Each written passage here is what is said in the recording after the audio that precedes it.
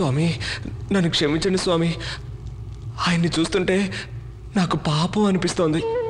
మనిషిగా పుట్టాక ఎవరో ఒకరికి ఒక్కసారైనా హెల్ప్ చేయాలి. నేను ఇంతవరకు పెద్దగా ఎవరికి ఏ హెల్ప్ చేయలేదు. ఎన్ని రోజులు నా ఒంట్లోనే ఉండిపోయారు. ఇంకొద్ది రోజులేగా వచ్చే మహాశివరాత్రి వరకు నా ఒంట్లోనే ఉండి ఆయన కోరికేదో తీర్చుకొని ఉండు స్వామి.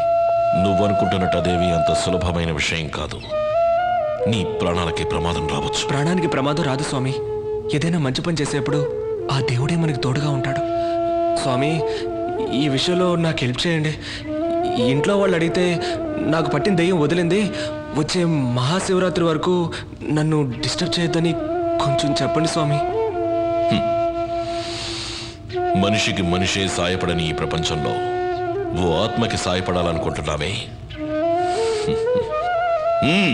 బయలుదేరండి. నీ కోరిక నెరవేరుతుంది. అయ్యో, ఏంటి వెళ్ళిపోతున్నారు?